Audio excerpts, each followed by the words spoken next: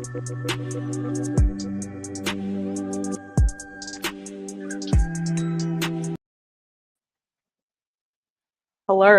Hi, I'm back.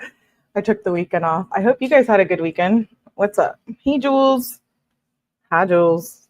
I swear I'm behaving tonight. We're getting back to true crime. Yeah, let's. We're gonna finish reading the indictment, the Suzanne Morphew indictment. I want to finish reading the indictment today. We only have a few more pages. We've been reading about 140 pages of this indictment. We're going to be done tonight, and then I want to cover some of the text messages. And hello, welcome everyone. Welcome, all new viewers, all new subscribers. What's up? I'm Millie.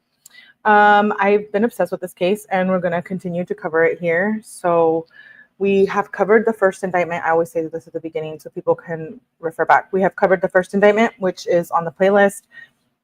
And then this one's broken into 4 parts because it's 140 pages. So make sure you go watch those if you want the full in detail with commentary and opinions.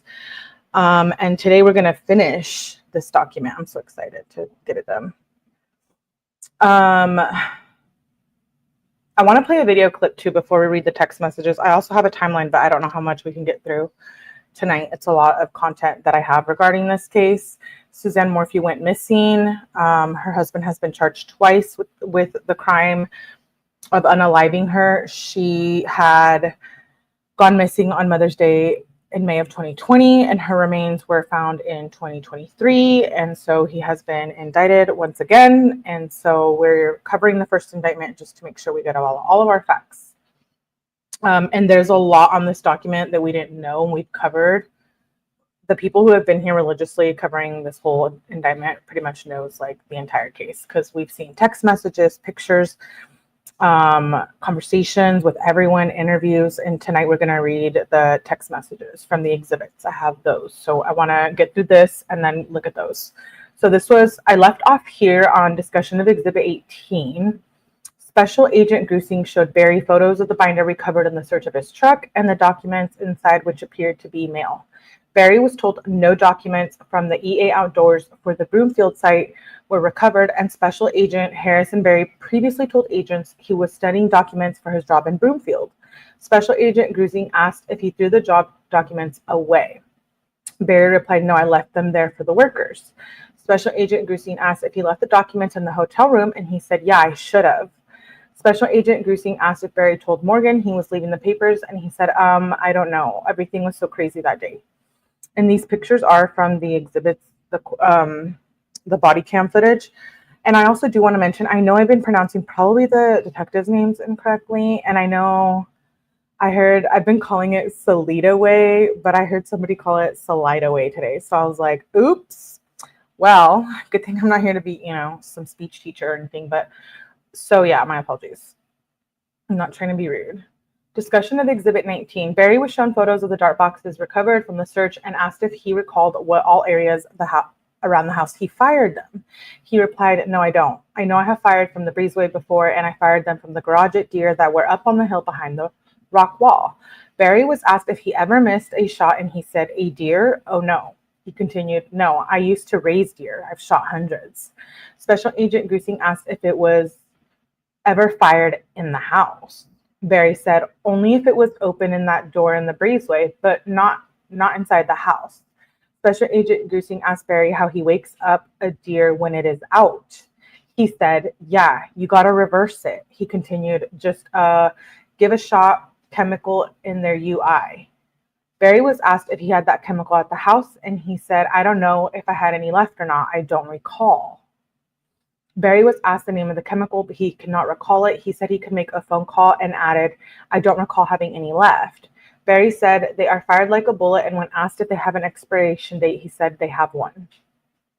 So allegedly, he chased his wife around the house and shot her with a BAM dart, which is a tranquilizer for wild animals. Barry was shown photos of the interior of his truck with tools, trash, and disorder when it was photographed by law enforcement. He said nothing looked out of place. When asked what was in the backpack, he said clothes, just clothes for staying overnight. Barry was shown the photos of nude women and sex encounter dating sites recovered from his cell phone. Oh, if you've been here covering this, you already know how I feel. You have to get into it. Go watch the previous lives. There's a whole playlist on this case. He always was making it seem like he was the best husband and that Suzanne was going through things and that she was, recovering from cancer and she was popping all these sleeping pills and anxiety pills and like mixing them with her alcohol. And, he was upset because Suzanne was having an affair.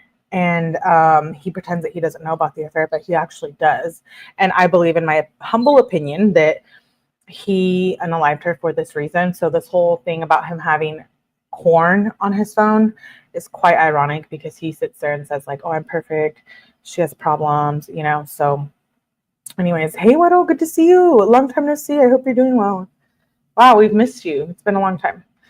Barry was shown photos of nude women and sex encounters. He said he never had a dating website, and the images and websites recovered must have been from pop-up ads when he was viewing porn. Agents agreed such images and dating sites could have come from Barry viewing porn on his phone. When asked about any searches for meeting girls, Barry said, well, you obviously can see that I never looked for a girl on my phone or online. I mean, there's nobody out there. So, I mean, if there was, you guys could, if anybody could, you guys could, I don't know, that's what he says. Don't come for me. Special Agent Grissing discussed redacted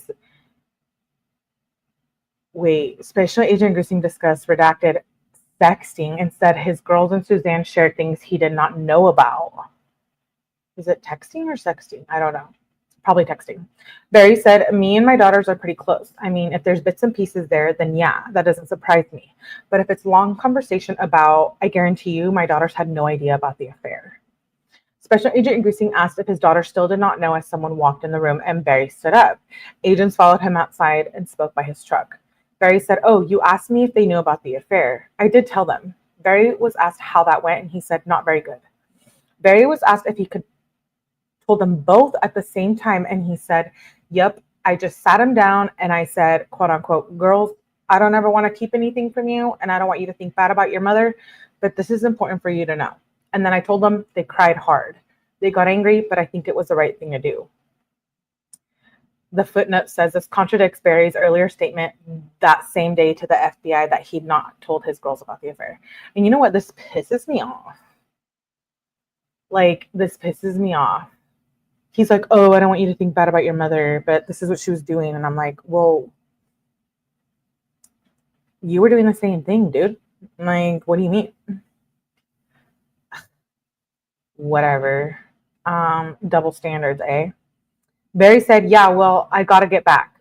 Special Agent Grissing said the last item was Barry's texting to Suzanne from July to October 2020. And he said he was asked why he was texting her. Barry said, it was just an outlet for me to try to deal with my pain. Barry was asked if he was actually texting her message content, and he said, I texted if she could see it. I was texting as if she could read it. And I knew deep down in my heart that she probably wasn't reading them, but it just kind of gave me comfort that I was talking to her. Barry said, I'll look into it. I can tell you right now what everyone was, I love you, I miss you, I'm not going to stop looking for you. Just things like that make me feel better. Yeah. Barry also added, I just assumed that you guys had the phone, but I thought if there was a chance, if she had it and could see something, but like I said, I mostly did to make me feel better. Special Agent Grissing said the FBI would search with law enforcement for the phone, and for Suzanne asking Barry where he thinks we should concentrate, Barry replied, I would say the river. I mean, that makes more sense to me than anything. I don't understand why somebody hasn't been out there before now. When the river was low, I mean, heck, they spent $140,000 to dig up a job site that there's no way she was at. Yeah, so they actually did dig up his job site because they thought he had buried her. And by the way, they found her remains 3 years later. They had chlorine and they had barium in them in her bone marrow, and that's how they knew it was her. And her cancer report was also there, which is wild to me. So it is alleged that he moved the body. He chased her around the house until she was out and then unalived her and then got rid of her and the evidence. Yeah, it's pretty brutal. But that's what basically they're saying that happened. Special Agent Grusing said that an issue investigators have with the river is Suzanne's helmet being placed away from the bike, placed as possibly a diversion indicative of foul play. Barry said, yeah.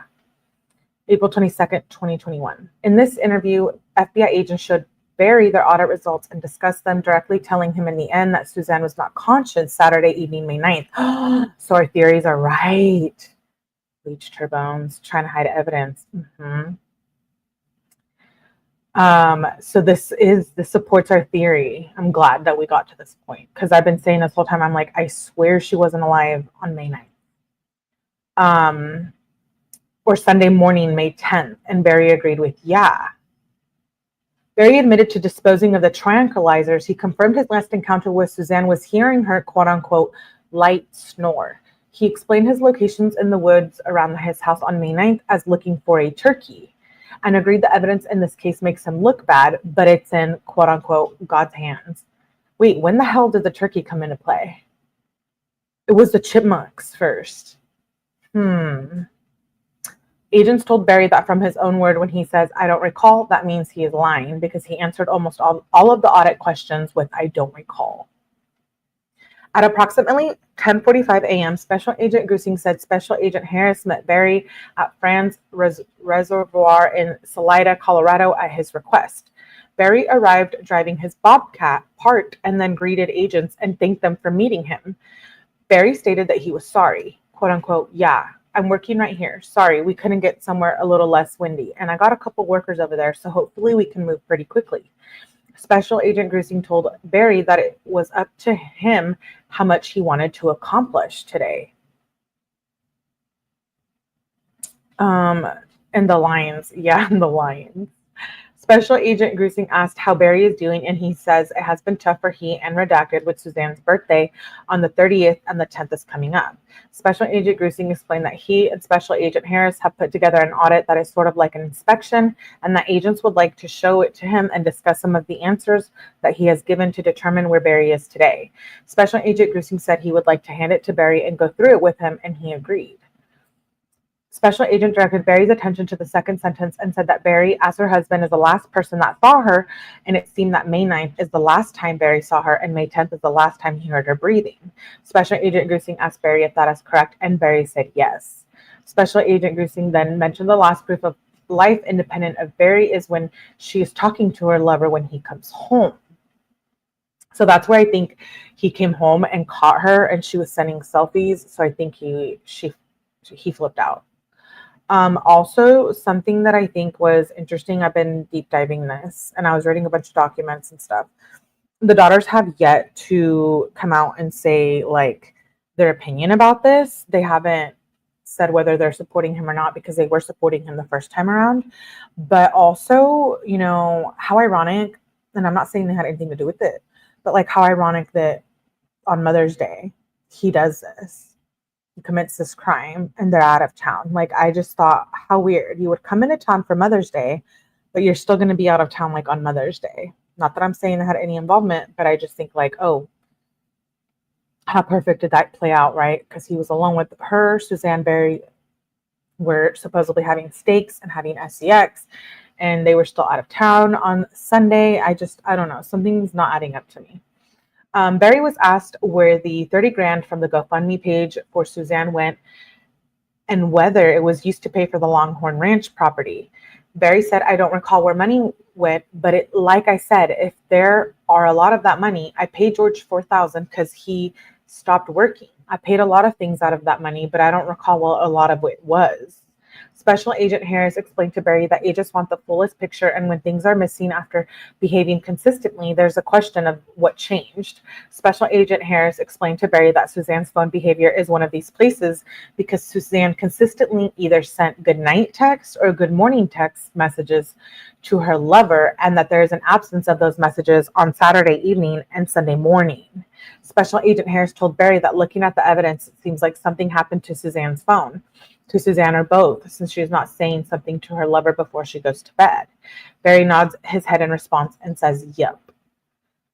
That's also a very good point. And then these are more pictures of Barry on the body cam. Special Agent 𝐿𝐸𝐴𝐺 told Barry that for sure on Sunday morning after Barry leaves, Suzanne would have been texting her lover, so her phone is either gone or inoperable Sunday morning. Barry said, K. That's his response. Special Agent 𝐿𝐸𝐴𝐺 said that we have seen months of data from her phone. Barry said, there's no evidence of anybody getting into my house after I left, ? Special Agent 𝐿𝐸𝐴𝐺 said that is correct. And Barry said none. Barry is silent for a moment and then turned towards the Special Agent Harris and said, okay, go ahead. Special Agent Harris talked about how sometimes in marriages, spouses may see things differently, but it appears clear to investigators that Suzanne was taking steps to communicate to Barry that she was done with the marriage. Special Agent Harris referenced the text she sent to do it, quote unquote, civilly, and also Suzanne saying that she forgot to say she would still do Barry's billing for him. Barry said, well, like I said, she never sat me down and said that to me, ever. She's made comments via text, but she has never sat me down and said, Barry, I want a divorce. Never. So I can see through an investigator's eye that they would look at something like that and say, well, if they were going to get a divorce, then Barry, might do something. But that just was not the case. I mean, absolutely not the case. Special Agent 𝐿𝐸𝐴𝐺 asked Barry again about the statement that Suzanne's lover told investigators, where he said that Barry either found out about the affair or she said she was leaving him, or both, and that is why Suzanne was not responding on Saturday or Sunday. Barry pauses, shrugs his shoulders, and shakes his head from side to side, and then said, I don't know what to say about that. I mean, I would not, if she would tell me I love her so much that if she would say, Barry, I'm not happy, I found love somewhere else, I would say, we don't need to get if this is what you want, I don't want to be with you if you don't love me. I love you, but I want you to be happy. I would have wrote her a check for her half and let her on her way. Special Agent 𝐿𝐸𝐴𝐺 asked what the check would have been back then. Barry said, well, we'd have to sell the house. Wouldn't have been much back then. I'm just saying we would sell the house and split everything. I wouldn't pay for a divorce or anything like that. I love her enough. I got a relationship with her. I'm a good-hearted guy. I want my girls to be protected. I would say, I don't agree with this. I love you. Here's your half. I'm sorry it's got to be this way. That's the way I would handle it if it ever came to that. But like I said, she never sat me down and said that. If she would have known what I know now about her life, her second life she was leading, all she had to do was be honest with me. I'm not going to like it. It's not going to feel good, but I'm a God-fearing man. I love the Lord. I think that she loves the Lord. He continued, I know that she was in sin, and Satan can put blinders on anybody.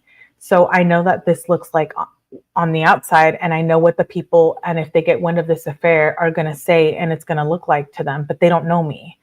And they don't know her, and they don't know our relationship. If you knew how special our relationship was from one to when she fell into sin, you couldn't have told me. Special Agent 𝐿𝐸𝐴𝐺 interrupted Barry and said that he could see that Barry was trying to uphold his side of the relationship.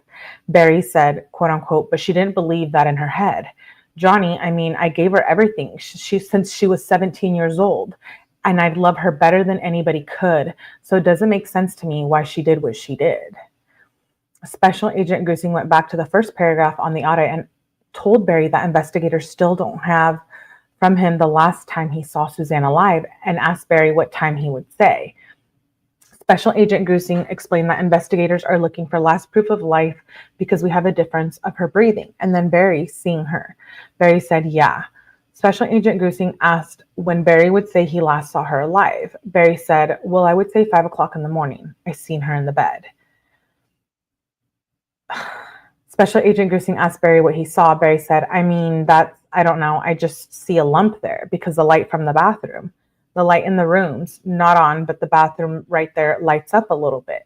Special Agent 𝐿𝐸𝐴𝐺 asked Barry what he sees. Barry said, I don't specifically see anything, but I know from peripheral vision walking in and out that she's laying there. I just know she's laying there. I'm not saying I looked directly at her, but I specifically 100%, no doubt in my mind, heard her snoring lightly when I left. Special Agent 𝐿𝐴𝐳 asked if Suzanne normally snores lightly. Barry said, sometimes she does. It's not all the time. But when she's in a deep sleep, yeah. Special Agent 𝐿𝐴𝐳 clarifies that it is not an all-out snore, but a light snore. Barry said, yeah, I mean, she does it. I mean, she's done it her whole life, just not every night, but yeah, it happens.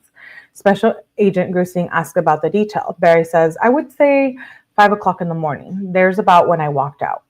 Special Agent 𝐿𝐴𝐳 clarifies again that Barry, the last thing he hears is Suzanne lightly snoring.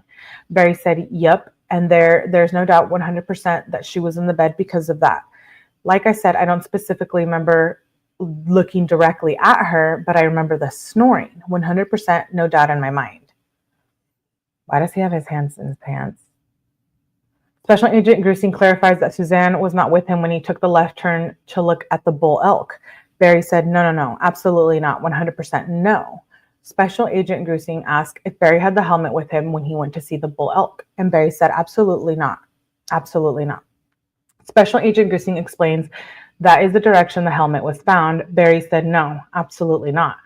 Special Agent 𝐿𝐴𝐳 said that he has to ask those questions. Barry said, I understand. The Special Agent Harris asked Barry about the timing of when he left because he is saying 5, but he had looked at earlier times on the sheet he was shown and that we are trying to make sense of marks in time. Barry interrupted and says, and I don't know. I don't exactly know what time. I just know it was around 5 o'clock, but I don't know exactly. Special Agent 𝐿𝐴𝐳 asked Barry when he sees the lump, was it him seeing just covers or some of the covers with Suzanne? Barry said, like I said, I don't recall looking specifically at her. I just know she was there, maybe more from the noise than seeing her, but I know I saw her there. No doubt in my mind, 100% she was laying there when I left. Special Agent 𝐿𝐴𝐳 tells Barry that investigators are still waiting for some things like her Range Rover and that things like this don't end and that we are waiting for snow to melt to look at a few places. Special Agent 𝐿𝐴𝐳 asked Barry to call if he has anything else that comes to mind and we will talk. Barry said, I've been cooperative with you guys. Special Agent 𝐿𝐴𝐳 says, yes, he has. Barry said, any guy in his right mind that knows anything about the legal system would tell you not to talk. And the agent interrupts to Barry to say that he hears Barry, but fathers or spouses of people who go missing typically can't be stopped from calling the FBI. Special Agent 𝐿𝐴𝐳 told Barry if he is guilty, he is correct that he should not be talking to us. And Barry said, yeah.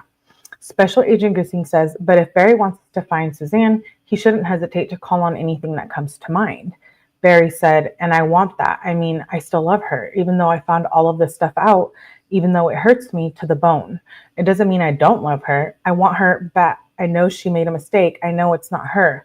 And I know that if she got right with the Lord, that she would ask for my forgiveness from him and me. Barry added, this is hard on his daughters and he wants Suzanne to come back. What? I do not like Barry.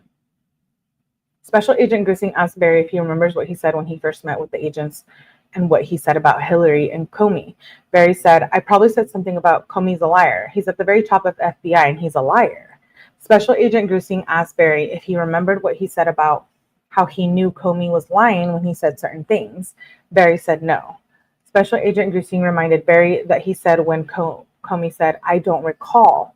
And that is what both Hillary and 𝐭𝐫 would say, and that is what Barry told agents indicated that they were lying. Barry said, yeah, well, I just don't trust the whole thing about 𝐭𝐫 and Hillary. So, I mean, I don't know if you're trying to twist that around and put it on me, but when I tell you I don't recall something, I don't recall it.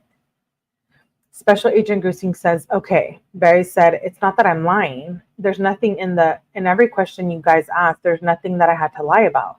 Special Agent 𝐿𝐴𝐳 said agents didn't know if it was a subtle way of Barry telling us that. Barry said, no, absolutely not. If I told you guys that I don't recall something, then I didn't recall it. The reason I said that about Jim 𝐭𝐫 is because I heard the questions that they were asking him, and there's no way in heck he couldn't recall that. There's no way. Special Agent 𝐿𝐴𝐳 tells Barry that he might not believe this, but he doesn't pay attention to the things that happen in DC because that is not why someone signs up for the FBI. Special Agent 𝐿𝐴𝐳 tells Barry that he hopes that people can see that is not who we are. Barry says that he sees Special Agent 𝐷𝐤𝐤 and Harris as two men of integrity and honest, God-fearing men, and then said that he hopes agents would see him in the same light because Barry thinks all three of us are a lot alike. Not the murderer trying to be like a besties with the detectives and the agents. Wow. Special Agent 𝐷𝐤𝐤 says that we all make mistakes as well, and that is why agents want to leave room for Barry to talk about anything, including something he thinks might make him look bad, but he hopes agents are the type of people Barry could tell that to. Barry said, yeah, you are. Special Agent 𝐷𝐤𝐤 asked if Barry would show agents the pin on his bobcat that he was repairing on Saturday. Agents and Barry start to walk over to his bobcat. While walking, Barry said, so as of now, I'm not going to get anything on my back. Special Agent 𝐷𝐤𝐤 said, that is not up to the agents.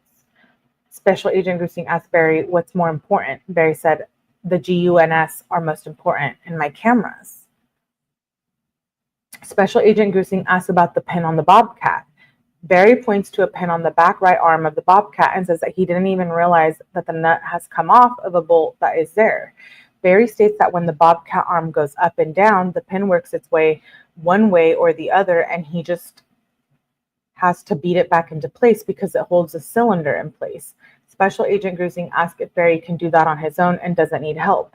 Barry confirms that he can. Barry starts talking about the cutting blade of the bobcat and walks around to show agents as he describes how it was cutting edge on both sides and can be flipped, and that when Cribb had to replace his blade, it had already been flipped and both edges were worn out. Barry said he thinks that Trent had the blade and gave it to the CBI. Other topics covered in the audit include Barry's purchase of the VPN, Barry deleting calls from his call logs, why Barry initially thought this big argument with Suzanne was on Friday, evidence through the lovers' messages of other arguments that week, how long Suzanne was distant and unloving, if Barry and Suzanne were separate on Wednesday and Friday evenings based on their cell phone calls. Based on their cell phones, discrepancy and his calls to Gene, Suzanne's dad, evidence pointing to Barry sending the Facebook friends requests on Friday night, Barry's phone functions involving passwords, token sharing, and group functions, and the multiple airplane mode function on Barry's phone. Barry was shown Google Maps of his residence and his phone activity on Saturday, May 9th, when he arrived home between 11:30 a.m. and 1:38 p.m. When shown locations that his truck may not have pulled in the driveway and he appeared to be coming up through the woods on foot to his house, Barry said he might have been looking at turkeys. Barry was shown a second map below of his movements from 11:52 a.m. to 12:31 p.m. when he appeared to head east of his property during the time he was supposedly having veggie soup with Suzanne. Barry said he was looking for a turkey that Redacted had previously shot with a bow, but they had never found.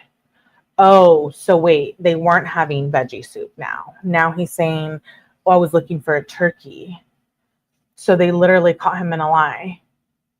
So 11:52, when he appeared to be east, he was supposedly having veggie soup. Barry was shown a third map where it looked like he was on foot heading back to his truck. Barry was shown a third map where it looked like he was on foot heading back to his truck before he left at 1:38 p.m. and called Suzanne at 1:47 p.m. and 1:49 p.m. Barry said it made sense that he did not talk to Suzanne much during the hour as a reason for him calling her twice when he got to Highway 50. Barry was asked about the following and shown exhibits. Regarding his trip to get a backhoe on Saturday, May 9th, and why he needed a backhoe that day, where the towel Suzanne was lying in her last photo on might be located, why Barry texted Suzanne, quote unquote, did you leave? As he headed home at 2:31 p.m., more details about the chipmunk gun, when he mounted the scope and Suzanne's reaction to him shooting, when the Fuses hike occurred, details of his last meal with Suzanne, whether Barry unplugged his router or threw away surveillance components, his purchase and disposal of the mini camera,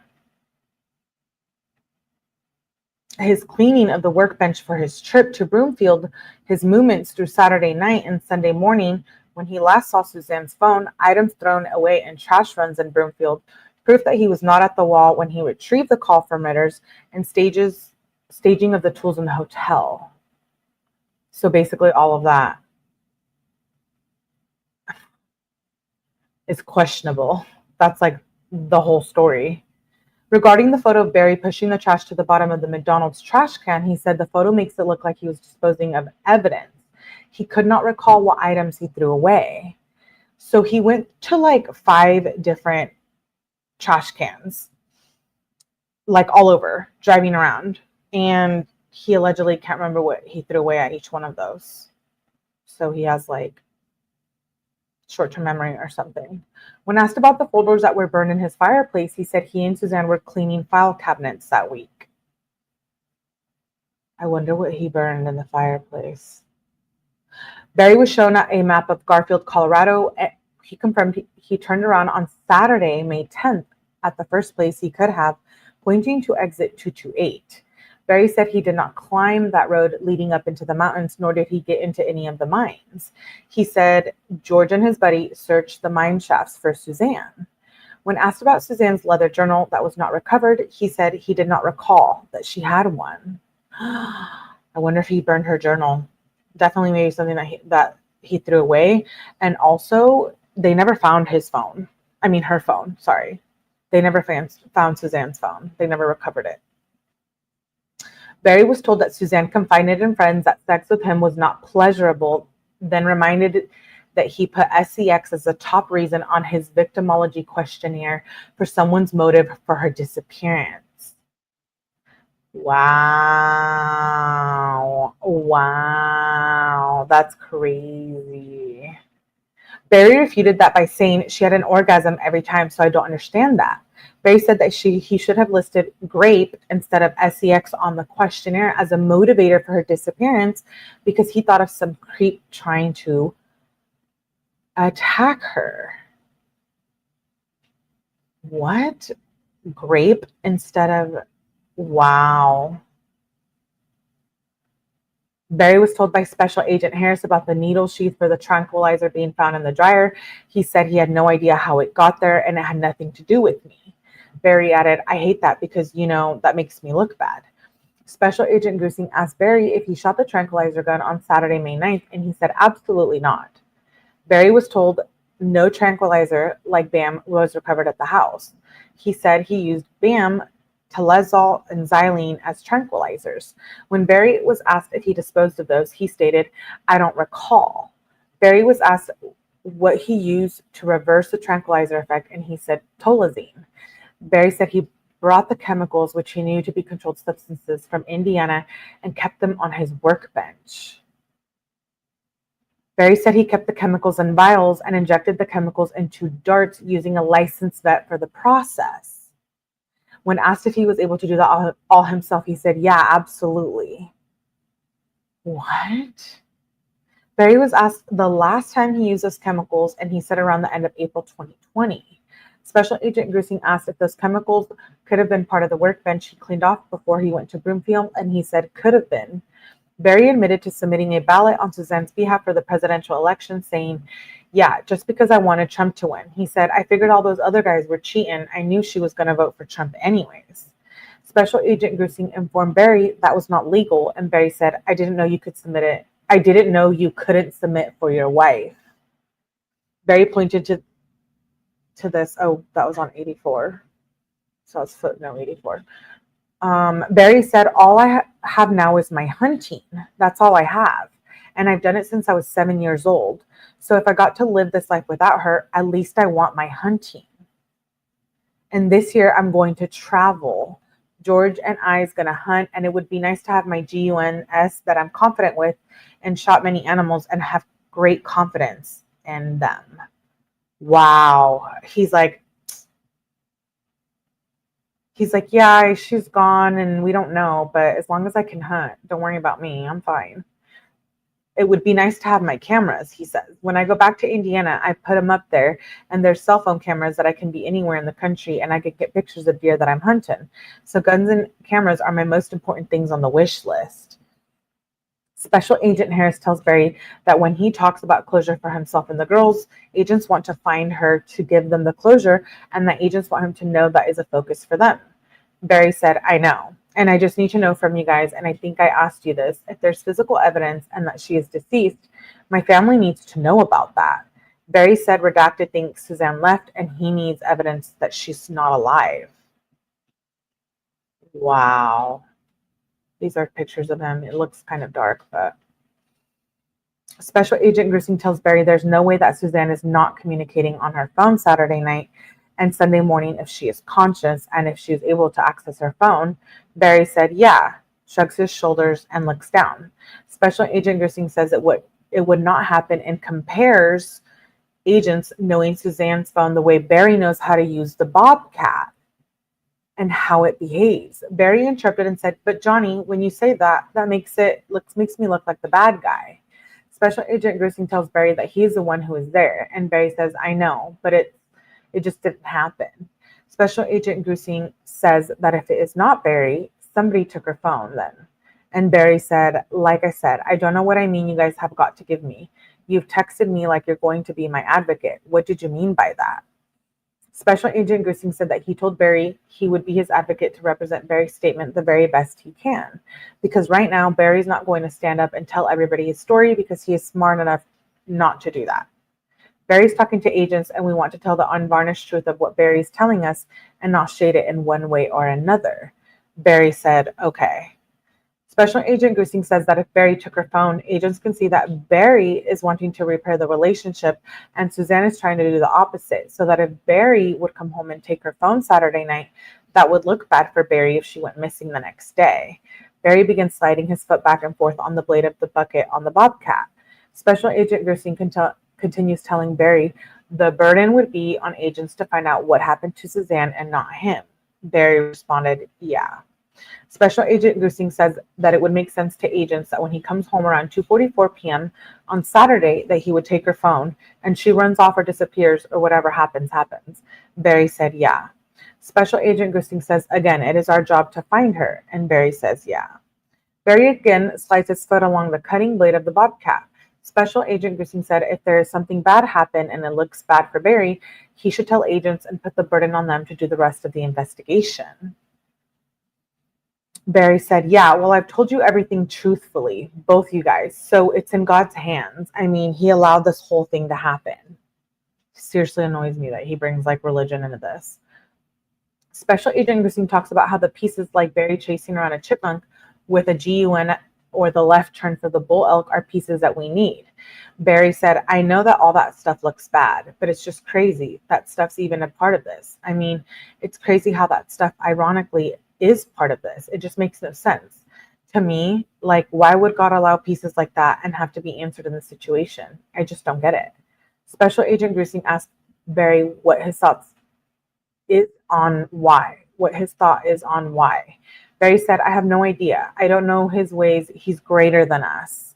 I don't know if I thought, God, why? I thought it'd be cleared in 2 months. And I've often asked God, why are you dragging me through this? You know, physically, this is not good for me, mentally, emotionally, and spiritually. I'm not angry with God. I fear him, love him, respect him. Know that he allows things to happen for a reason. I try to figure out why. I try to stay in my head. If she's going through all of this stuff that I found out since January, and maybe God wanted to protect the girls from heartache. I mean, I don't know, but Special Agent 𝐁𝐿𝐥𝐿 talks about personal sacrifice and how this never goes away and gives an example. Barry asks how he could live like that.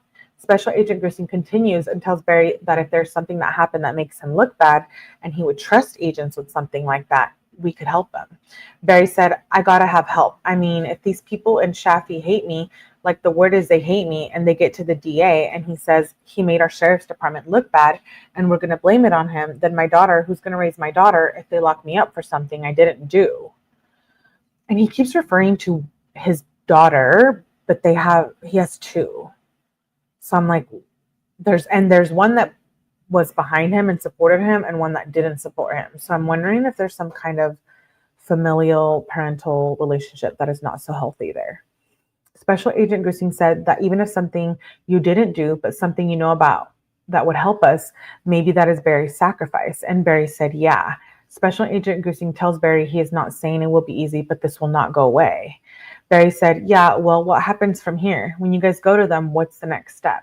Special Agent 𝐁𝐿𝐥𝐿 explained that agents will share the results with the district attorney's office and it will be up to them. Special Agent Harris offers again that Barry could take a polygraph. Barry said that he would pray about it and that he needs to get going. Barry tells agents to be careful going back. The interview ends. Ongoing investigation. The Tranquilizer research. On April 20th, 2021, Special Agent Grusing interviewed Lisa Wolf, field veterinarian at Colorado Parks Wildlife, who advised she developed and tested the solution BAM, an anesthesia combination that is used to immobilize a broad range of species of animals. Wolf practiced as a licensed veterinarian for 35 years and taught courses on the events of sedatives on wildlife. Wolf said BAM has not been tested on humans, to her knowledge, but she predicts a tranquilizer dart would cause considerable hematoma to human skin because it was developed to pierce through deer hide. What? Oh my gosh, this is really good. This is like really good information.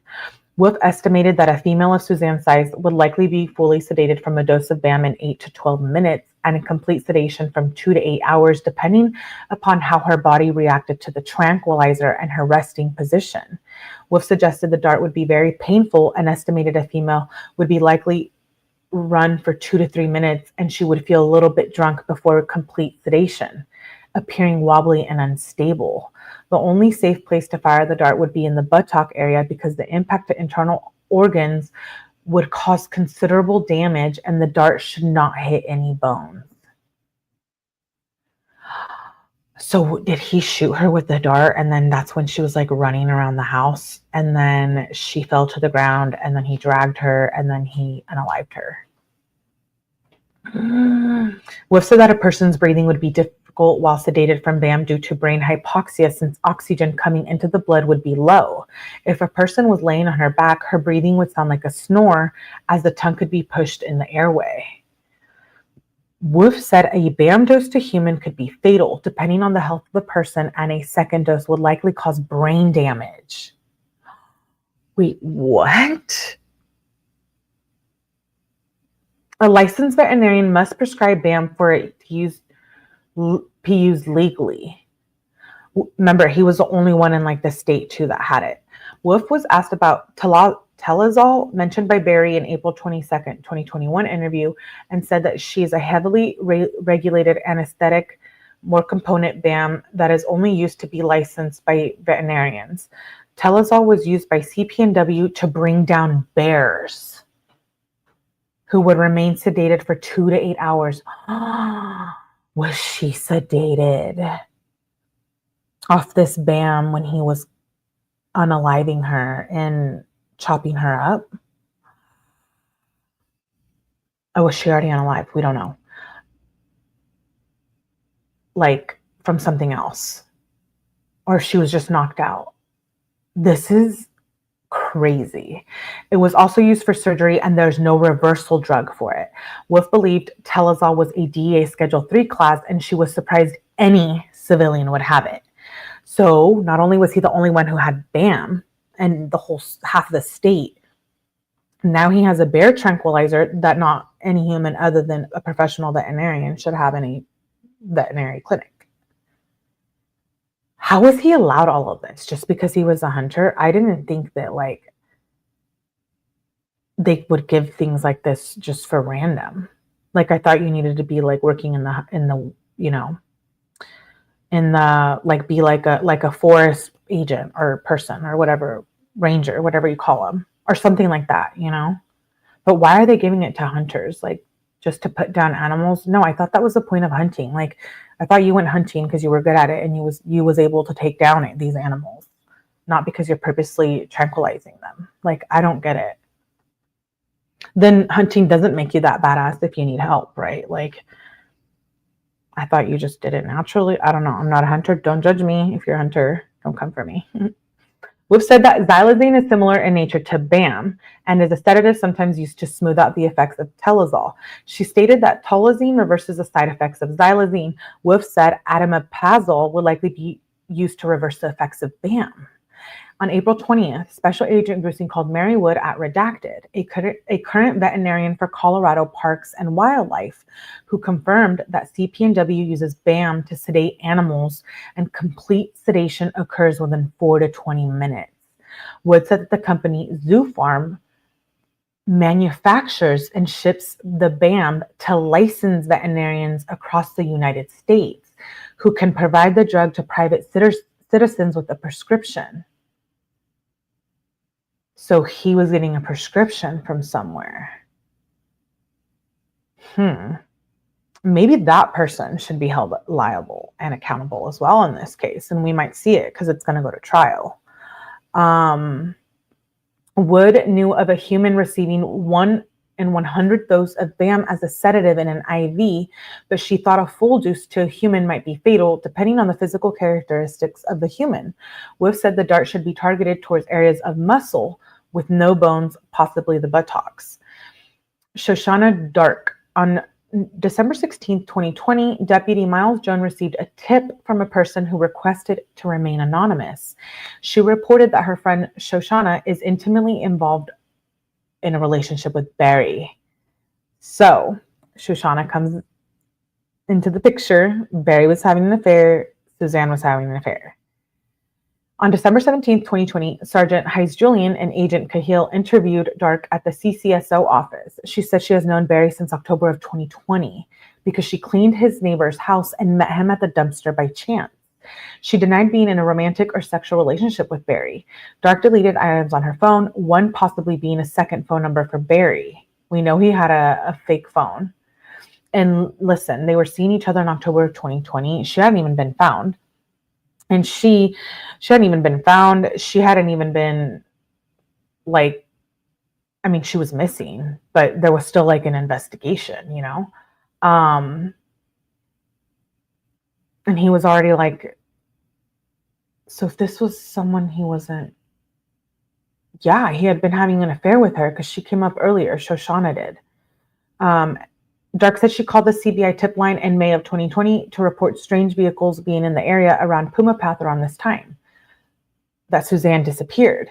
Dark said in the December interview that she did not know Suzanne, and Suzanne, she's my age. She's a lot of people say that I resemble her. Wait, is this her? Wait, this kind of does look like Suzanne. If you guys know what she looks like, that's kind of odd.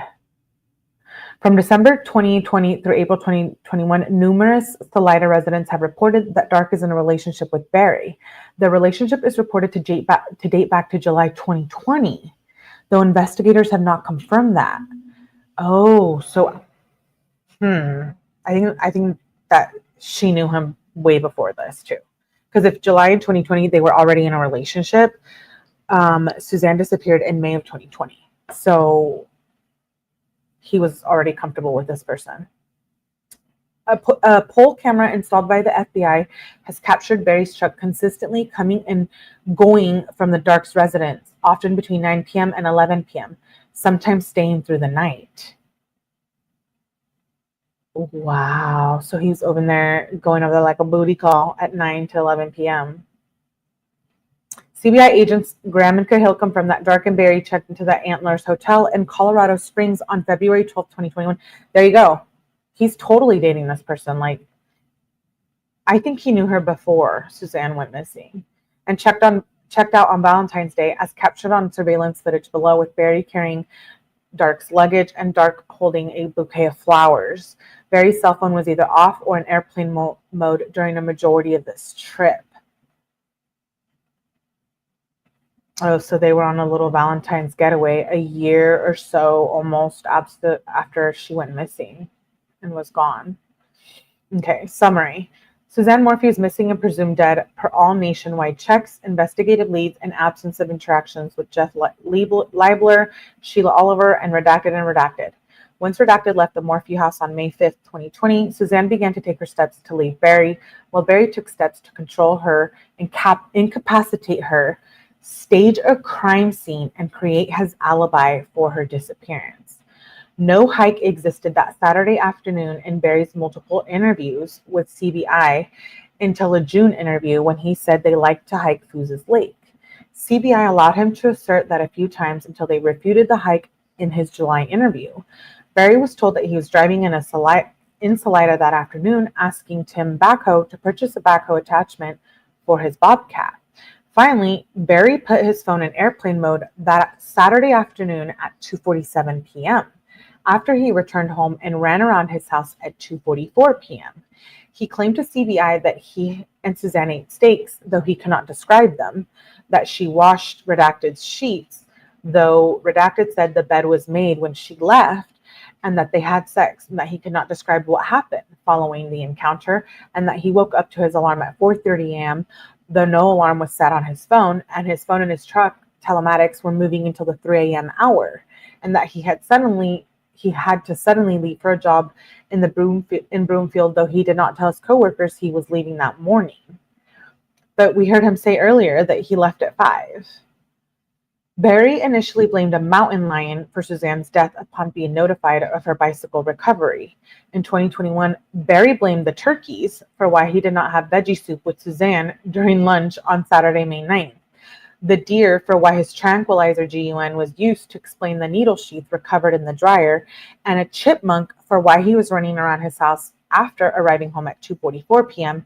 and that firing a GUN of a .22 caliber to describe his violence towards Suzanne that afternoon and the caliber of the tranquilizer darts.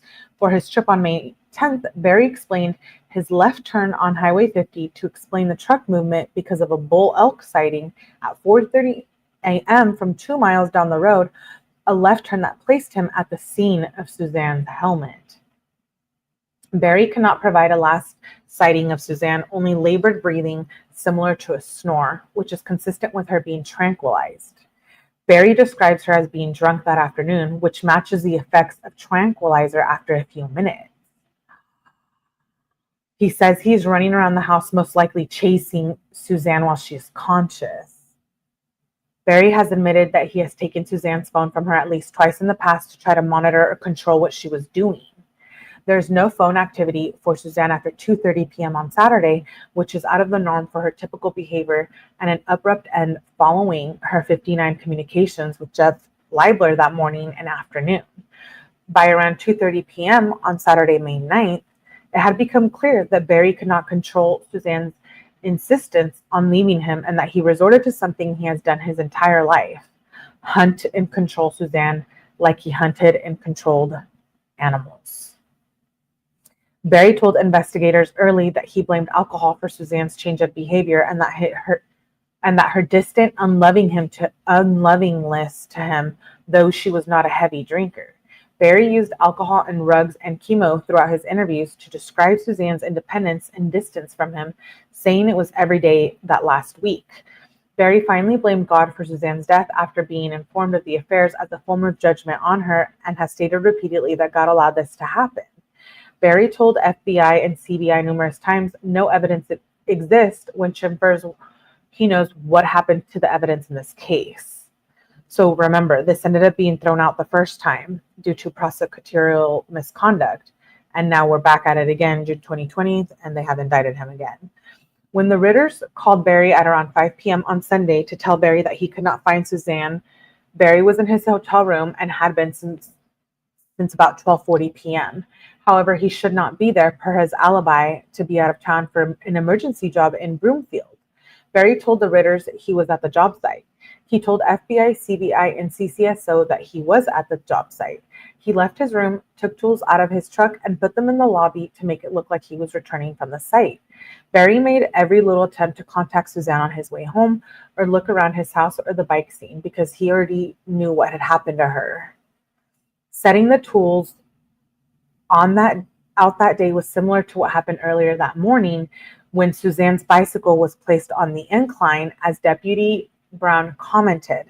I started to question if something criminal had occurred, as it looked like the bike was purposely thrown in this location. As of May 4th, 2021, Suzanne Morphew has not been located. I affirm that this affidavit and warrant has been reviewed by the attorney's office. Therefore, your affiant request an arrest warrant to be issued for Barry. This was on May of 2021. Remember, they didn't find her remains until 3 years later in 2023, which is just wild. It's so wild. That was the first indictment. I'm going to pull up some, hold on, give me a second. I want to read some text messages from the exhibits.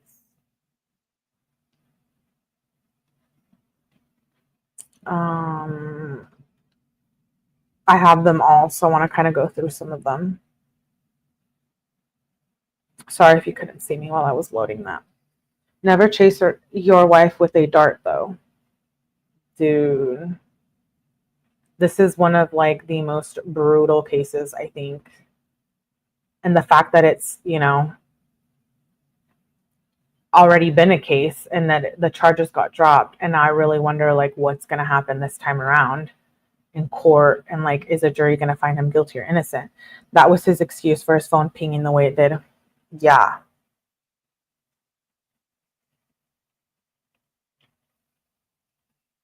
Imagine being chased with a tranquilizer. And like, you know, too, like that's his wife. I'm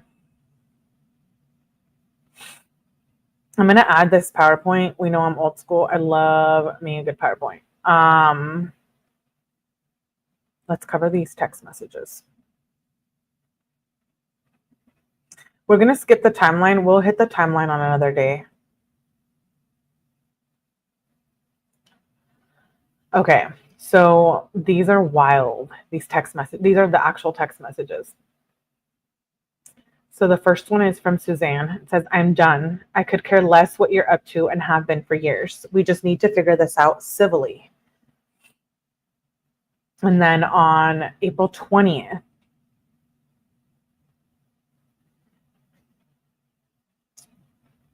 April 2nd, 2020, she says at 1:14, someone asked, how are things on the home front right now? Any changes?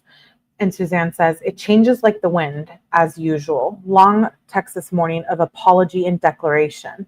It's sad. I feel bad.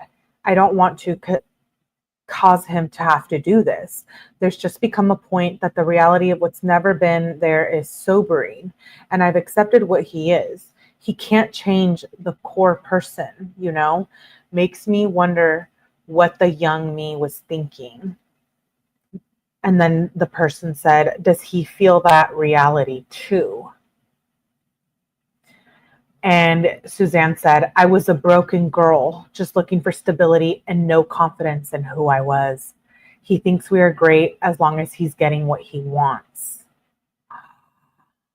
She's like, I was a young girl, didn't know what I wanted. That's why I got with him in the first place. No wonder he flipped. The young us can't see past this is the person responding. The young us can't see past the outside of things. That's the wisdom they told us about that we would have till we got older. Wish there was a way to have more of that in our younger years. I have regrets, says Suzanne, but Mal and Macy are the sweetest parts to this. No mistake there. Those are her daughters. The person replies, so very true. God's plan, every bit of it. Suzanne says, thank you for asking. How's the remote teaching going? And the person responds, well, going well so far. I think our governor will announce that we are out the rest of the year. He's doing a press conference. I believe this was like around C19. He's doing a press conference. He's not going to be rational. Well, actually, that was probably an older text message because that doesn't lead on to the next one. The next one says, the person says, he's not going to be rational. Did something happen yesterday that brought this on? Or is it just the everyday normal that is building up and wearing you down? And Suzanne, she must be talking to one of her girlfriends. And Suzanne says, money stuff. It's sketchy. The person responds with, was he planning on going with Mallory, or was that just a snag at getting someone on his side? Suzanne says, I need to ask your opinion on it. He also asked me if I'm talking to anyone about our marriage, like friends. And the person responds with, make sure he doesn't see your phone. You keep it with you? ? And Suzanne says, yes. The person says, when will he be home? And Suzanne responds with, probably late. March 25th, 2020. He came home when the girls are gone. He won't speak of divorce, begging for another chance. So I am torn. But in my heart, I know who he is. Remember, he was like, I didn't know she wanted to leave me. She never mentioned divorce. So he lied. Wow. Isn't that what he always says? How long can you keep forgiving him? That was inconvenient timing too. Suzanne responds with, that's what I told him. He threw the 70x7 at me. What is that? A picture frame or something? Always using scripture when it's convenient. Okay, I have to say that I think people who use religion like that and are unalivers, I think are literally psychopath, narcissist freaks, because I don't get it. Like with the Micah Miller case and the pastor, I'm just like, what? Ew. And then him, he's always bringing God into this. And look, clearly he was verbally abusive and religiously abusive, with Suzanne always bringing this up and guilt tripping her and love bombing her and doing like all this stuff. These are from a different day, and it says, Suzanne says, I'll try my best to read them because these ones are in black and white. Suzanne says, like, don't want to be. And the friend says, he has pushed you so far. This is terrible. But I would manipulate him right back and say, fine, let's go. Tell him, I have been recording all the things you've done and said to me in private. Let's see how they feel. So they were having like issues with their daughters and keeping things from them. After they see all of that, call his bluff. Makes me so sad, mad, frustrates, not sure that is the right thing, but I would be over it. Suzanne says, they know he's hurt me. That makes me so mad. Because the daughters are like, everything's fine. We love our dad. And I'm just like, your mother went missing on Mother's Day. That's why the domestic violence calls are the most, yeah. Too many raw emotions. Yeah. She says, they know he's hurt me. I believe Macy probably understands the most what's done to me. Mal just wants the old us back. Wow. I'm just like shocked because his daughters like stood by her. DV in Jersey, DV situations in Jersey are really? You mean like the police don't do anything about it? Is that what you mean?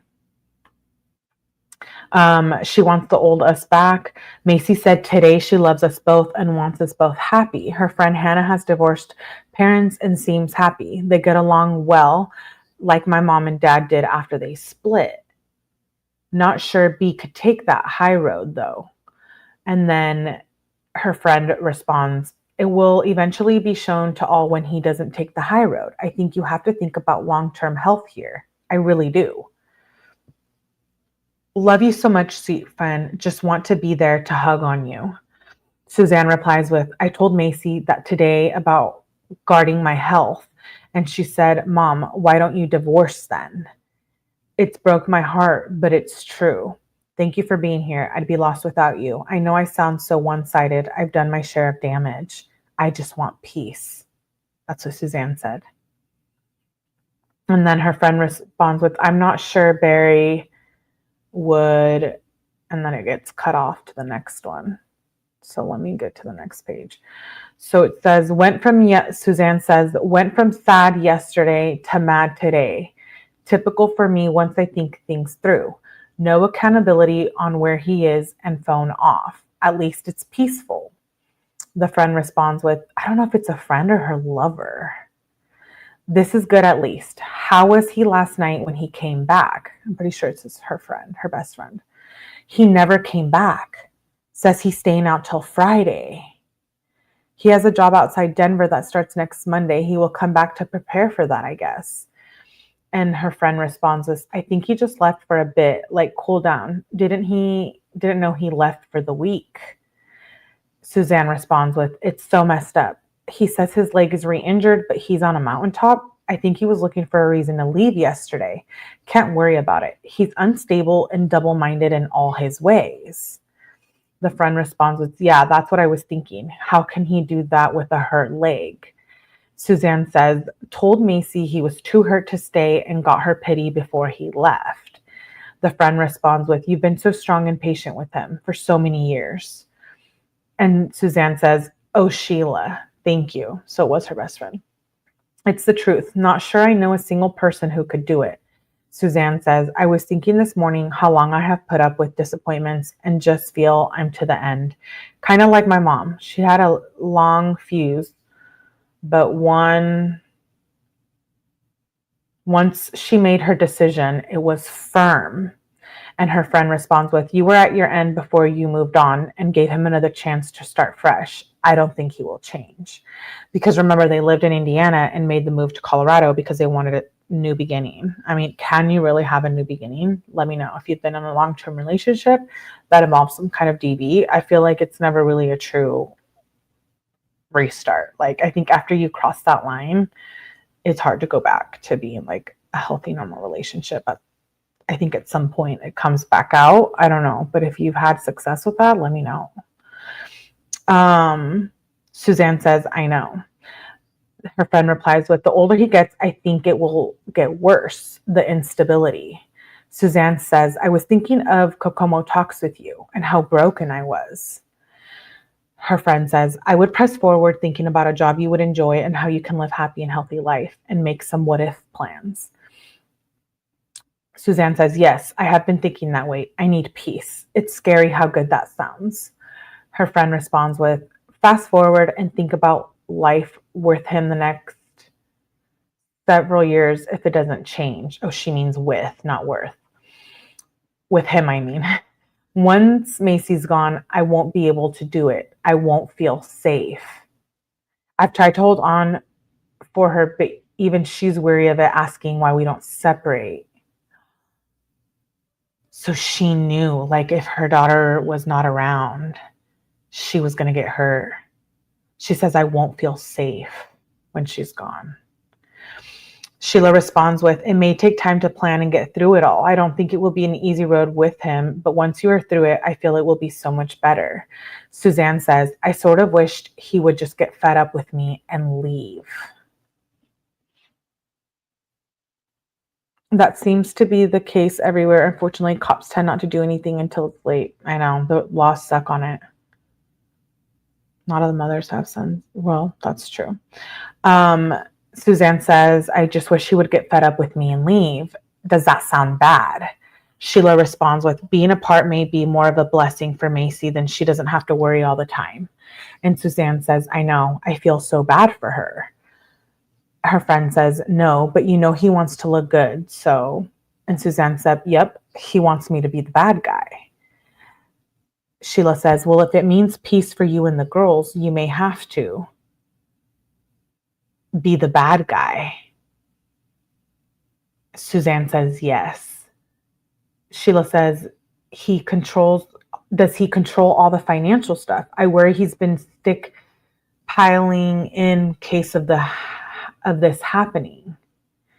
Suzanne says, I'm sure he has. It's a tangled web. I can't worry about that part. I've decided peace is worth more. You know, because they had all those money issues because Suzanne had all the money inherited from her family. And then I feel like Barry wanted the money. Her friend says, just want to make sure you don't struggle financially. Suzanne says, I'd live in a shack right now. I'm sure he won't make it easy. He always wanted control. Sheila says, the Lord will take care of your needs. You've been so faithful. Now it's time to let him carry you.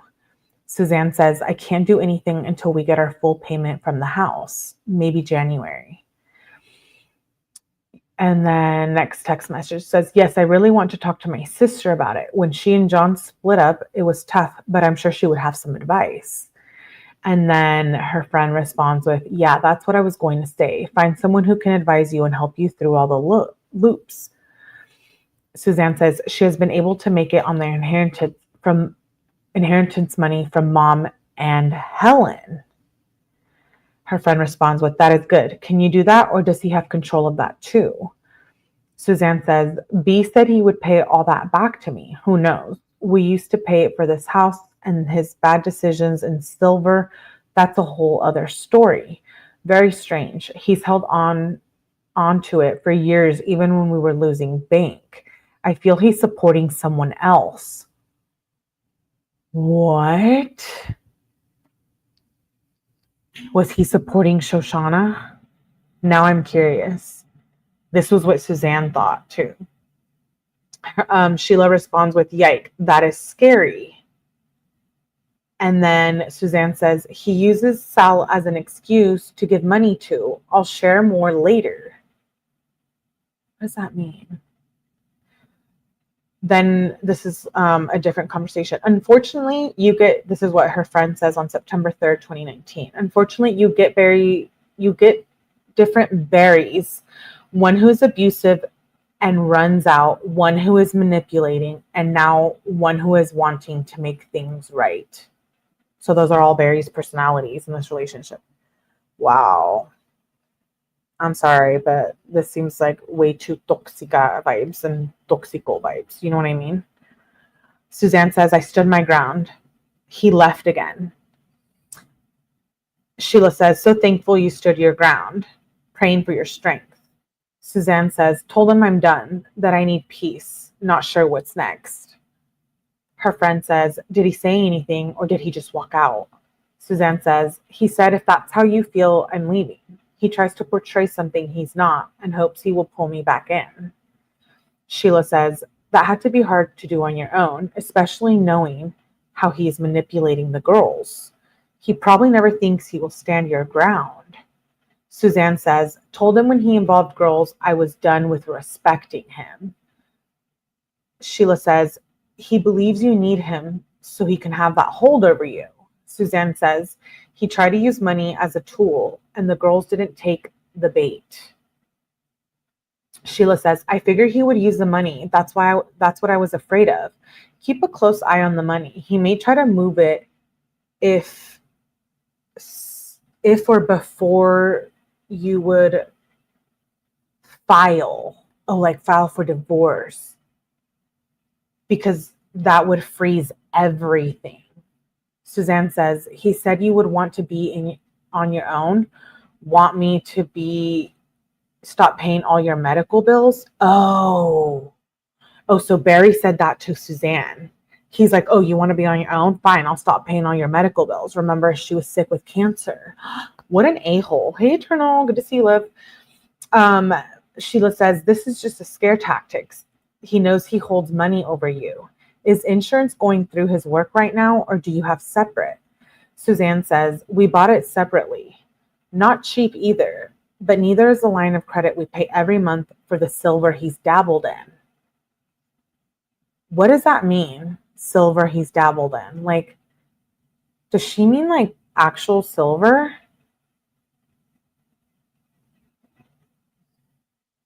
What the heck? "He will have to pay support, and I'm sure he doesn't like that, though," says Sheila. Suzanne says, "I told him if he got angry at all, I was filing a restraining order on him." That shocked him a bit, kept him together, though. Sheila says, "I'm wondering if that is tied to the stuff with Sal, like you said, bad investments and such. All that will have to come out if you decide to move forward. He can't hide anything from the..." And then it cuts off. I can't read the rest of that. And then next text message is Suzanne says, on March 25th, "Could use some extra prayer today. It's been rough. How are your spirits? You getting used to remote teaching?" Sheila says, or her friend, "It's a new way of life, also crazy and sad. Trying to stay positive. What can I be praying for, sweet friend?" Suzanne says, "Just strength going forward, taking care of myself physically in a stressful marriage. Macy and I had a very tough talk yesterday. Very needed, though. She sees and is so perceptive. She's weary of the tension here. She knows how he's toward me and almost begged me to divorce him. It was so sad, Sheila. He's still pulling Mal in. I worry about her." She was so sad, Sheila. He's pulling Mal in. I worry about her. She wants to please him and feels responsible for his happiness. My heart aches for them both in different ways. Maybe a longer answer than you needed, but I appreciate your love and prayers. Okay, so this makes sense now that we're reading this. Oh my gosh. I get a better understanding of the daughters like supporting him, and one saying she doesn't know anything, the other one saying she does.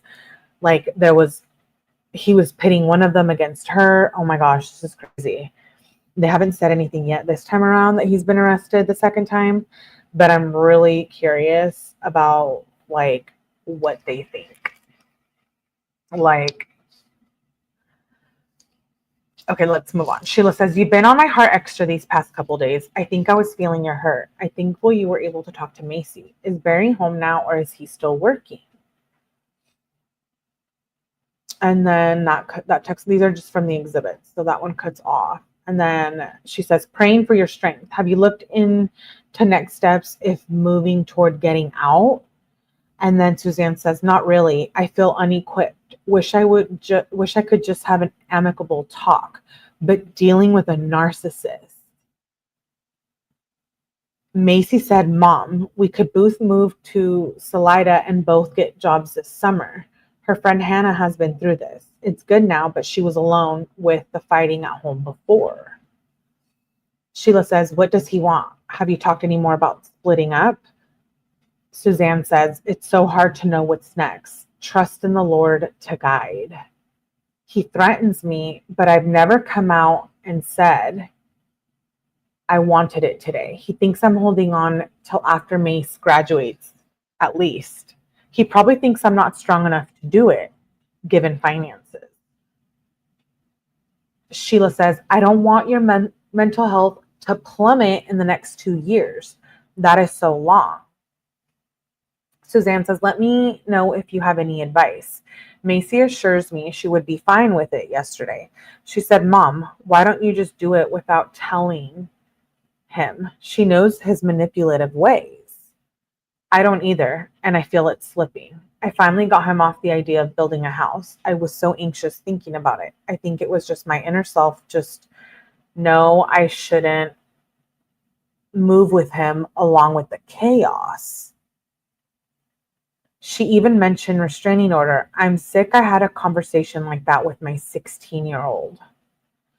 Sheila says, I do worry about your safety if things move forward. You would have to protect yourself. I'm not sure how much money you have quick access to, but I would try to find a way to set some aside if at all possible. Building a house would not be good right now. And I think having those conversations with Macy are definitely hard. I know you don't want her to have to worry about all of that. Think about you and your mom, though. You got through some hard times together. Suzanne says, she's been so, and then that cuts off. Sorry, guys. I'm just going off of these exhibits. Next page says, Sheila says, LOL, that made me laugh. And then Suzanne says, we are sisters. I need to laugh. I need some Sheila time. Sheila says, ditto, sister. Suzanne says, it's Jekyll and Hyde again. He and Mal something again. Oh, he and Mal were together last night. Probably switching it on when he talks with her. Ugh, I feel like I'm crazy. I just had a conversation with him. Pretty much told him I can't be healthy and stay in this. Sheila says, what did he say? Suzanne says, he threatens to come home and pack. Ugh. Sheila says, where is he now? Suzanne says, he will make a scene and use the players. Working. Sheila says, is Mallory home or at her apartment? Suzanne says, both are home. Then Suzanne says, on September the 1st, Sunday, September the 1st, need your prayers for peace today. Been a tough day. How is the kidney pain? Better? Sheila says, okay, sweet friend, we'll pray for peace. With health or relationships? Suzanne says, relationships. He pulled Macy in again and left.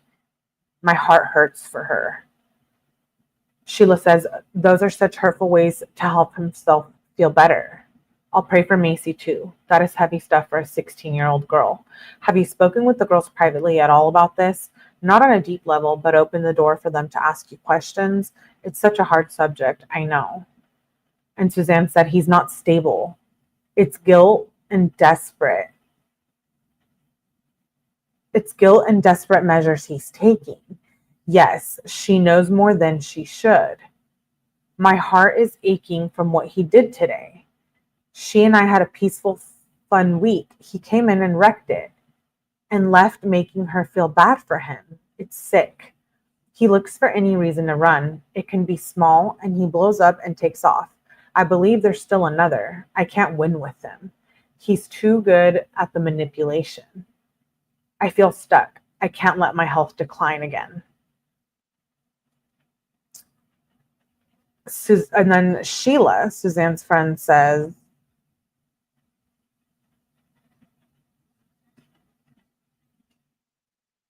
oh, sorry, I missed the, did he just get home from his trip? Probably feels guilty for missing her birthday. This way he can manipulate it into a situation where he doesn't look like the bad guy, but a victim again. Suzanne says, yep. Sheila says, does he ever do anything wrong? Suzanne said, he was gone from Tuesday night until last night. Called yesterday and said he was injured again with his leg and coming home. Yesterday was supposed to be the first day of the season. It was also strange. He kept telling me his phone is going to be off because he didn't have enough battery again. Sheila says, that is really weird. I'm so glad you and Macy had a good week. I'm sure she can tell the difference when he is there too. Ooh, maybe this is when he was like having an affair off with someone. So Suzanne says, this is the same day. She says, almost to clear his conscience. You can look me in the eye the whole time. He couldn't. Same this morning when he told me his stories, no eye contact. I can't handle the unstableness. The day he cut his leg, he accused me of wanting to go back to town to get his meds and talk to someone. I came back with, I can't question you about another, but you can me. He literally opened his door while I was driving up the mountain like he was going to jump. His usual tactic when I bring up another, then he pulled girls in and told them everything that day. I lost all respect for him that day. Wow. Barry's disgusting. He's like one of the ones who like threatens to jump out of the car when he doesn't get his way. So toxic. If he doesn't get everything, I don't think he sees it that way though. I would be interested to hear his conversation with the girls, says Sheila. Suzanne says, Macy mentioned us separating today or divorcing. She wants us happy. She's tired of the tension. She said, just go to Gunnison and live with Mal. My heart broke to hear her. He plays the hurt one. Sheila says, does he have enough balls to talk to them with you there? Suzanne says he loves me and can't handle the pain from me not giving him love he needs. Doesn't mention all the damage he's done to me, physically and mentally. Wow. Sheila says, makes me sad that Macy has to be put in that situation. How do you feel about separating from him? Suzanne says, he sat there as a ringleader the day he cut himself and told them all the things I believe and got them all upset and was just sitting back and egging on as if he felt justified and happy they were taking his side. It was sickening. I told them I was hurting for 2 years and they never knew that because that's what parents should do. I feel no peace when he's here. I don't feel safe around him. He's lost my trust. He will do anything to come out looking good. It makes me someone I don't like. I'm sorry. I just feel so lost today. This is the lowest I felt. I hate burdening you. And then Sheila responds with something, I hate you living like this. And then Suzanne says, I think when I press about there being another, he's resorted to this extreme behavior to scare me away so that I won't bring it up again. Sheila says, I'm sure. And then Suzanne says, I wanted to make it work until Macy was on her own. I wouldn't feel safe alone with him. I don't see how I can get over the damage done. I feel numb. I've told him and he said okay, well, let's just tell the girls I'm leaving and how you feel and you don't want me. I sound so terrible. I'm sorry. I know I've done things to hurt us too, said Suzanne. Many things. Like I said, it's made me someone I don't like.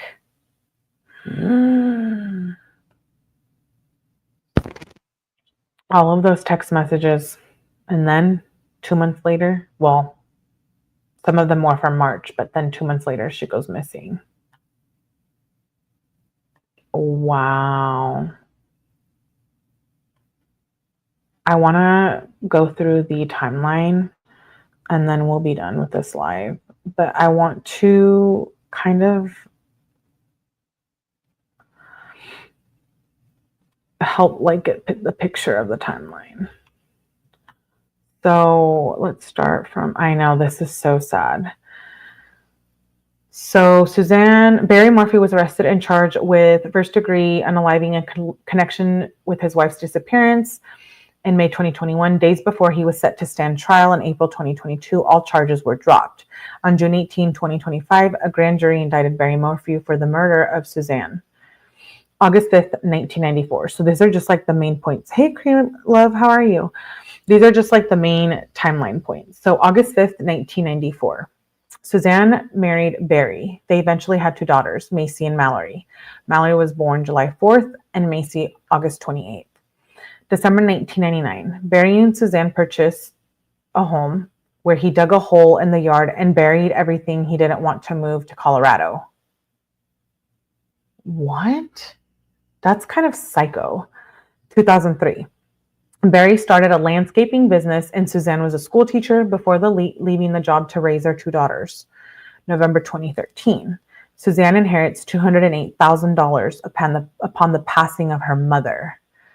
August 2016. Suzanne inherits $217,000 upon the death of her grandmother. So that's almost $500,000 right there. April 12th. The Morphews purchase a home for $1,575,000. May 2018. Suzanne's cancer, Hodgkin's lymphoma, returned. June 1st, 2018. Suzanne and Barry Morphew moved to Colorado from Indiana, hoping for a fresh start and to be closer to their oldest daughter. August 14th, 2018.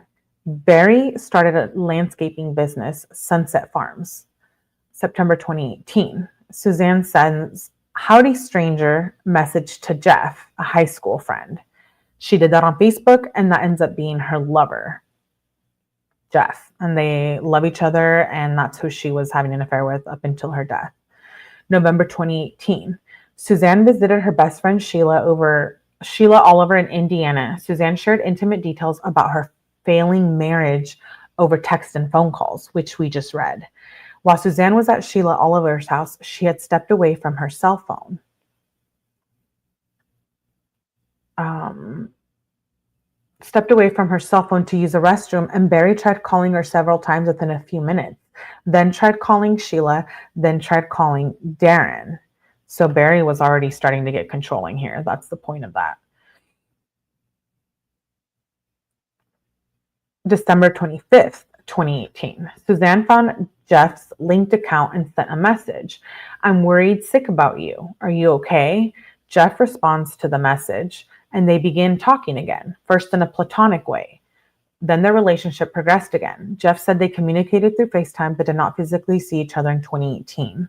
So she had initially reached out and then ended it, probably because they were both married. And then she ends up finding him on LinkedIn and she reaches out again and she's asking him "Hey, are you okay?" Because I believe he was the one who said he had to step away for it for a while because, he didn't want to lose his job. He didn't want to lose his family, etc. January 2019. During the Mexico trip, Barry took Suzanne's phone to go through. Suzanne was on the beach in Mexico listening to music on her phone and Barry was suspicious of her. She handed her phone over to Barry and told him, "Do whatever you want. Go through it. Best vacation packages." February 11th through 14th, 2019. Suzanne in New Orleans with Jeff. They met up in New Orleans while he was there for a conference. April 2019. Suzanne with Jeff in Indiana. July 2019. Suzanne and Jeff meet up in Michigan. Barry called Sheila Oliver while Suzanne was in Michigan visiting her father. Jeff wanting to know why Suzanne wasn't returning her calls. So remember, Suzanne went to say she was visiting her father one day and she wasn't. She was actually with Jeff. I think by this time, Barry already knew, in my humble opinion. September 2019. Suzanne told Sheila Oliver about, I keep saying over, but it's Oliver, about leaving her marriage. Quote unquote, I sort of wish she would get fed up with me and leave. She wrote, I told them I'm done. I need peace. We just read those text messages too, if you missed them. October 2019, Suzanne and Jeff meet in Dallas. Jeff has a sales meeting in Dallas and Suzanne was traveling to Phoenix. She left a day early and went through Dallas, staying at the same hotel Jeff stayed at, the Galleria Northern Dallas, with the ice rink inside. Suzanne and Jeff spent 2 nights at the Galleria. Suzanne was going to the Phoenix conference to become certified fitness instructor with the mindset of, what am I going to do if I leave them? She talked to Jeff about Barry's moods and anger, saying as long as he gets what he wants, everything's fine. Jeff said he and Suzanne had a mutual understanding not to dive too much into the problems they had with their spouses. Yeah, he's been controlling the narrative for a while and got them on his side, I bet. Yeah, the daughters.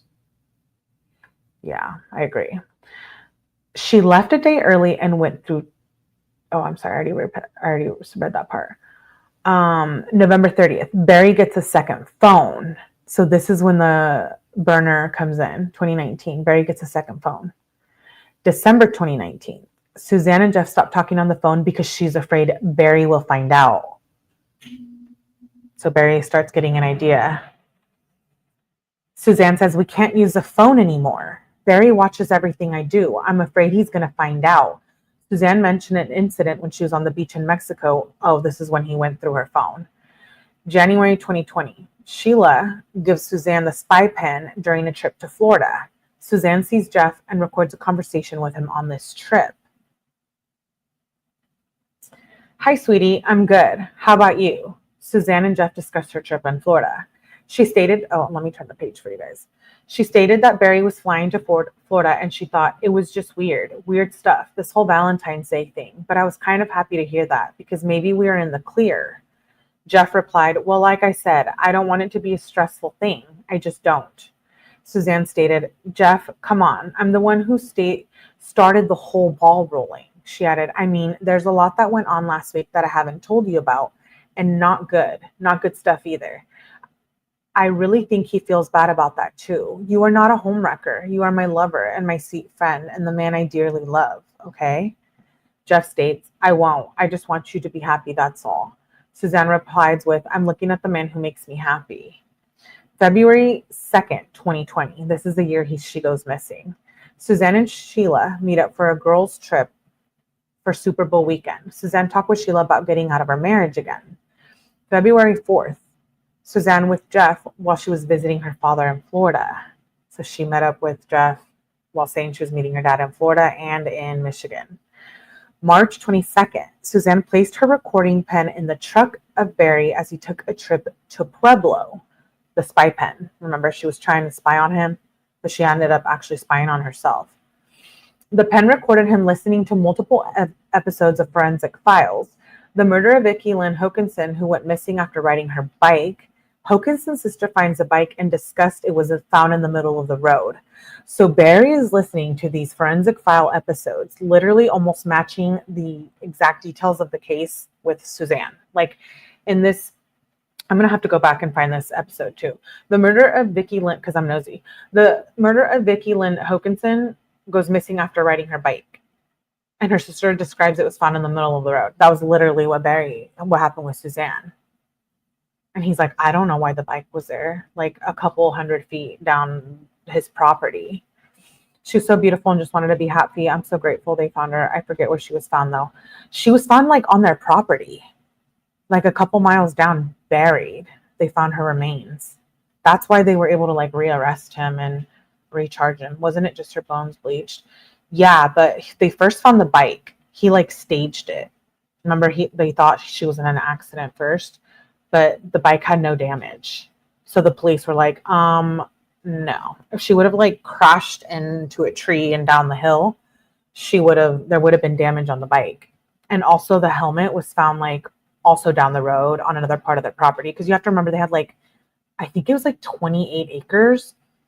They had a lot of property. Don't come for me if I'm wrong. It was either 18 or 28. It was a lot. That's where they found like the helmet and her bones. A phone call is recorded between Barry and Suzanne. I believe it was on their property, if not super close. Don't knock me for that. A call is recorded between Barry and Suzanne in which Suzanne calls Barry Shirley, his mother's name, after he tells her how to cook. Barry asks Suzanne why she has to be so mean to him. Much of the conversation is unintelligible because of the truck noise. This is what Suzanne told Barry. This is all I hear every day. This is all I hear every day. What I should think. I am not listening to that anymore. Listen to me. Listen to me. Barry interrupts. Listen to me. I have lived for years being told how I should feel, how I should act, how I should look, what I should drink, what I shouldn't drink, what I should put in my body, what I shouldn't put in my body.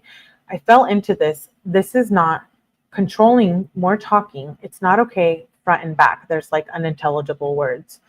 Later in the conversation, Suzanne and Barry were arguing. Suzanne says, you want me to just... Barry says, no, I'm just asking you to. Suzanne says, blindly go into this. Barry says, you don't have to blindly do anything. I'll make plenty of money this year to pay you back. Suzanne says, I don't want to talk about it since you yelled at me the other day. Barry says, okay, I will make plenty of money this year, this summer to pay you back, probably within a month. This is something that I told you that was important, and you decided to go against my wishes. Suzanne later stated, it's all about money. Then she added, 80% of our arguments are because of money. She added, it's money. It's about money. At 1 hour and 17 minutes, Barry states, if you want your money, I'm going to pay you back. I'm going to make plenty of money. I have already told you. So I think, as much as I think he raged because of the affair, I think money had a play in it as well.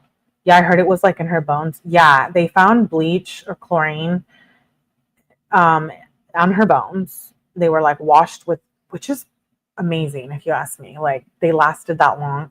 Well, wait. Now we're going into a rabbit hole. They lasted that long out in the wilderness? No. But they're thinking that maybe he had moved the bones from one place to another, which makes more sense. Because think about it. If the bones were buried, they still had bleach on them for 3 years. You would think they would see some like wear and tear from just the natural weather, like being buried. Like, did it rain? I'm sure it rained, you know what I mean, in 3 years. So I wonder, that's when they think that he moved the remains. So I'm like, where did he have them until he went and buried them? But amazing that they still had the bleach or chlorine in there. And then the BAM. They found the BAM in the bone marrow. Like, how amazing is science? No. Some money issues could be, yeah, a prenup. I don't know. I just know he definitely was in it for the money. After she went missing, he was already doing like all kinds of like business deals and ventures, and he was just, living his life with her money. Okay, so May 2020, Suzanne told Jeff the girls were going on a camping trip. Okay, this is the month she goes missing. So we have one more page of the slide. So this is May 2020. Suzanne tells Jeff the girls were going on a camping trip that weekend. Jeff says anytime she was alone with Barry, she dreaded it. She didn't want to be alone with him. Barry refused to go to counseling, though Suzanne offered. Barry told her, you just need to be who you are to me and everything will be fine. May 5th. Suzanne drives to Macy to Gunnison, Colorado to meet her other daughter for a road trip through Utah and Idaho with best friend. May 6th. Suzanne let Barry know their marriage was over. So this was 3 days before she went missing. May 6, 8:44 a.m. Suzanne sends a good morning, I miss you already text. 10:17 a.m. Suzanne let Barry know their marriage was over. I'm done. I could care what you've been up to for years. We just need to figure this out civilly. Barry accused Suzanne of having a boyfriend. 3:51 a.m. Barry texts Suzanne. I promise you are wrong about all the crazy thoughts about me. Only a fool would stray away from an angel like you. When I'm dead, which won't be long, you guys will be taken care of. Barry's a narcissist psychopath. May 7th, 2020. Suzanne sent Macy videos of the cat, Lulu, from inside the Morphew house and exchanged messages with her. 4:43 p.m. Suzanne messages Barry. Been studying all afternoon. I'm gonna bike now. I've got veggie soup on for supper. 7:02 a.m. Suzanne wrote a list in 50 reasons why she wanted to leave the marriage in her notes app. 8:43 a.m. Suzanne sent Barry the message, sorry, I forgot about Rob last night, but I will continue to do your invoicing when you need to. So they had already talked about splitting up here. She's like, I'll still continue to help you with your business. 9:28 a.m. Suzanne messaged Melinda, her sister. It's hard dealing with the harsh abrasiveness and having to show respect. He's also been abusive emotionally and physically. 10 o'clock a.m. Suzanne and Barry had a series of phone calls, which ended when Barry texted, I love you, Suzanne. 11:30 a.m. Barry came home from lunch and left to change the blade to his bobcat. 1:18 p.m. Barry texts Salida Stove and Spa about getting the hot tub fixed, asking when he could come out to the home. 6:30 p.m. Barry and Suzanne meet at Moonlight Pizza. Suzanne took a pic of Barry at Moonlight Pizza and sent it to daughters via text. 7:15 p.m. Suzanne Morphew texts Jeff. He's gone for a bit. 8:50 p.m. Suzanne Morphew's Facebook codes reset. So this is when he was already, well, who knows? I feel like the whole setting of the Facebook, I'm thinking like, was Barry trying to break into her phone and her accounts and she was already gone? Or was she trying to hide something and like maybe deleted the apps, because they were having an affair and all that stuff. She was like trying to hide stuff. I don't know. Anyway, that was a mini timeline of like what it took up to the night of that. And then we already read the text messages. So we've gotten through a lot today. We finished the indictment. We read the text message exhibits, and we went through the main timeline. And we'll continue to cover this case. I have all of the documents, so we're going to keep on reading them. I'm pretty much obsessed with this case. I cannot wait for the trial. If it goes to trial, that's going to be crazy. And, I really hope, and I'm not questioning of whether they are pursuing him again the second time with the indictment. And I just really hope, failed the first time due to prosecutorial misconduct. So I hope that the second time around that they dotted all their I's and crossed all their T's, and they're going to have justice for Suzanne. And, I feel bad for their daughters, but I feel like they know a lot, and I feel like they might be keeping stuff, which is fine because it's family business. But I think, at some point they're definitely gonna have to speak up, especially when it goes to trial. Cree, good job, Melly. Yes, Cree. And I'll email you back tonight. I haven't been very good about responding to my emails. I was super busy this weekend, but I'll email you tonight, Cree. So we'll continue to cover Suzanne Morphew. Like I said, I have all the documents. So there's 3 other cases I'm going to talk about this week, though. There's a lot. I have a lot. We're going to continue covering Gypsy Rose. We're going to continue covering Epstein. I just made a playlist for that. Make sure you go back and watch the live from over the weekend that I did on that, because we covered some documents. We did the Trump video and all of that, which is going to be important as we go through the files. And then we're going to continue cover Suzanne Morphew. So it was good seeing you all. Thank you, Antonio, Jules, Cree, everybody who was here tonight, CW. Make sure you guys hit the like button on the way out. Turn on your notifications so that you guys get all that. I will be back live tomorrow with more true crime. Also, make sure notifications are definitely turned on because we do Melly After Darks, and those are just random, and those are a little more fun. Just non-true crime based most of the time, just hangout sessions. But I appreciate you guys for being here. Make sure you hit the like button on the way out, and I'll see you on the next one. Bye.